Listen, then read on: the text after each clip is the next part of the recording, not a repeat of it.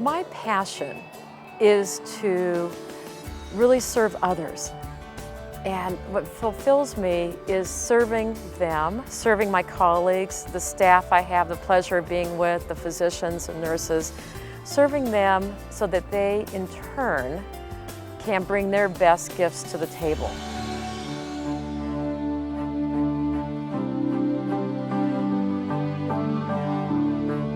The Catholic Healthcare Ministry depends on leaders who can create and steward business cultures that reflect the healing ministry of Jesus.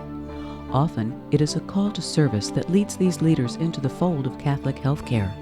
Sometimes a person may enter Catholic healthcare strictly for professional reasons, only to discover this call and a deeper meaning in their work over time. Whatever the path, their leadership, nurtured and inspired through formation opportunities, will help to preserve and expand the Catholic health ministry. And in the process, they and those they serve will grow and change. A lot of the people that we serve in our institutions, in our Catholic healthcare facilities, are coming in broken, hurt, feeling hopeless.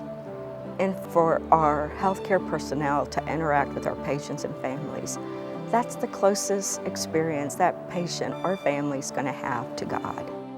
It's really living the mission in action and helping others to live that mission in action. That totally thrills me because I know that in so doing, we are making a positive difference in our community's health, in individual health, and candidly, in the health of all other caregivers in providing that service. That kind of changes how we interact with one another.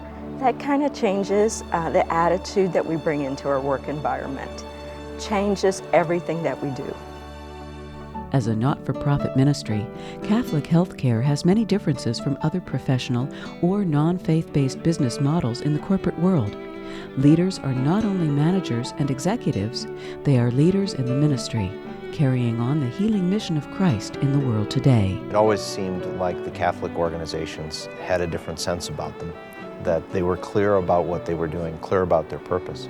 It was a bit intimidating to come into a Catholic health system and worry about the fact that I was not Catholic. But I think looking at the larger picture of what the organization is all about and understanding the values, it will grow with you. Coming into Catholic healthcare and being part of a Catholic ministry requires one to have a working knowledge of a language that is a little different. One of the greatest challenges that I faced moving into was learning the business model. We have a very complex business model, complex in the relationships that have to be learned with physicians, with our board, with our communities, with our associates, not to mention just the organizational structure, managing in a matrix. Outside of Catholic healthcare, it's very common for people to refer to the health care organization as a company. And that's really kind of foreign to our language here. We like to talk about ministry. It's the day-to-day balance of the economic equity and the emotional equity. In other words, aligning the business needs and the market evolution with ongoing ministry and the alignment and the integrity of living the ministry each and every day and being true to what our sponsors and our founders ask us to do each and every day.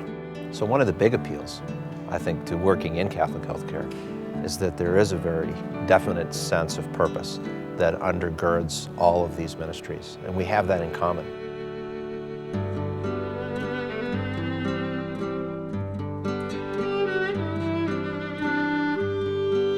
Cardinal Bernardin, the former Archbishop of Chicago, once reflected that sometimes people mistakenly think that the mission aspects of healthcare are the responsibility of the religious and the clergy, and the business aspects the laity's responsibility. The integration of both aspects is essential for both religious and laity. It's very important for everyone working in all parts of this to see how they are connected to the rest of the organization, because all of those components are required to make it work.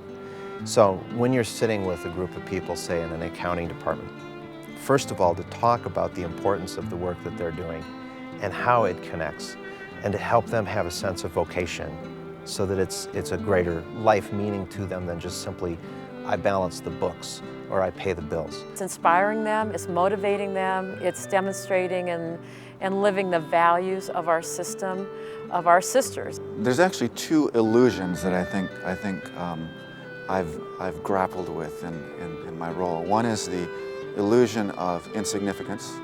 Again, the idea that you're a cog, you can't make a difference in the big scheme of things.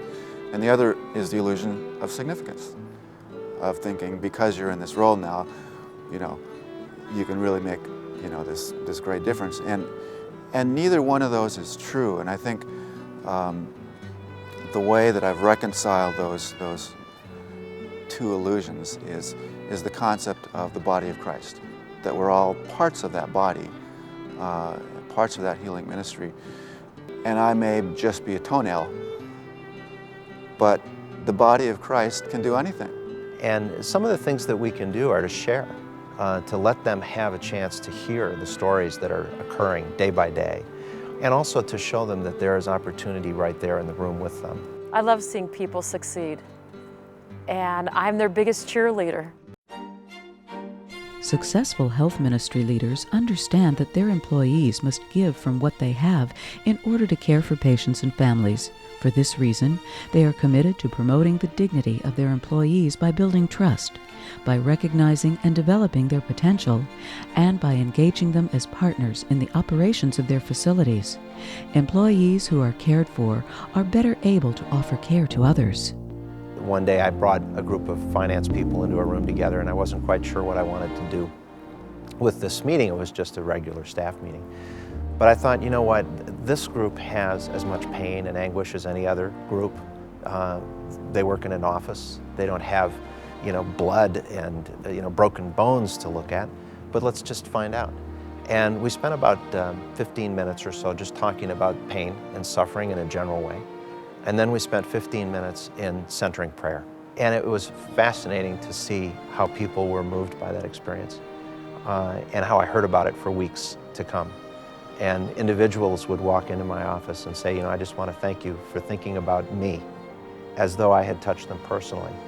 So to be able to make connections with individuals, even in a situation as far removed from patient care like that, and to help them see the way their work adds meaning to the greater good is not only possible, it's essential.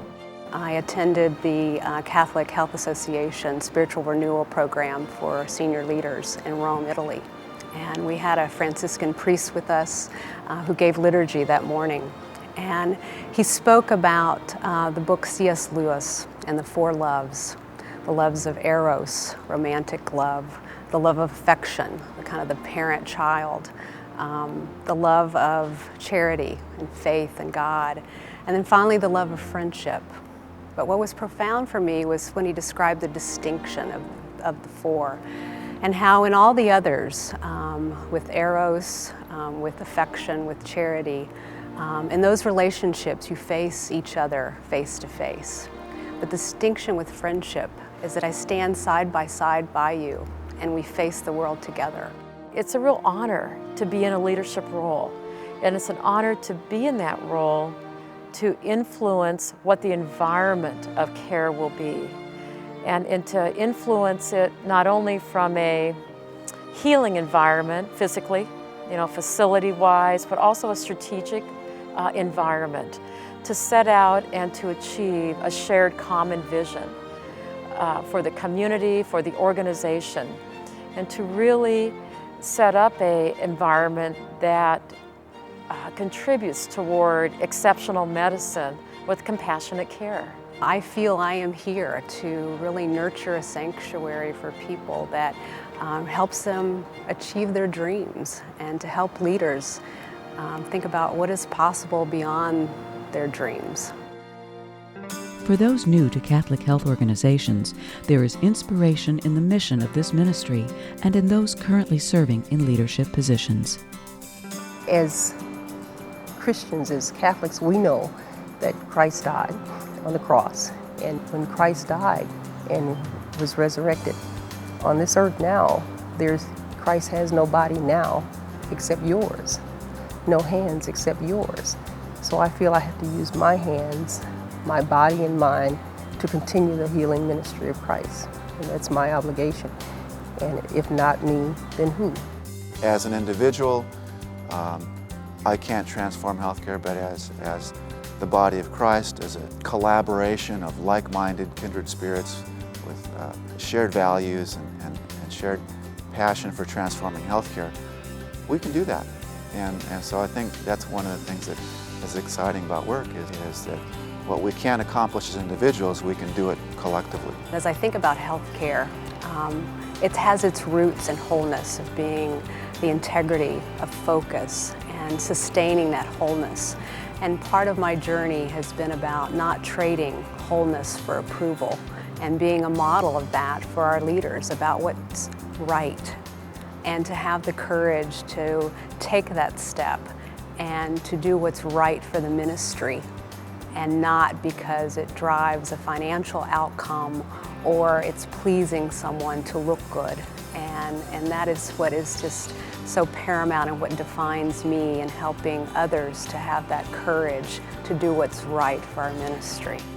If there's one thing I would tell a young executive if they were to be a leader, is absolutely walk humbly in service to others. And when you walk humbly in service to others, you truly bring about the best in other people. And when they are engaged, and when it is contagious, the whole organization is contagious. And as Mother Teresa said, you know, you do small things with great love, and that's where it's at. That's the heart of leadership.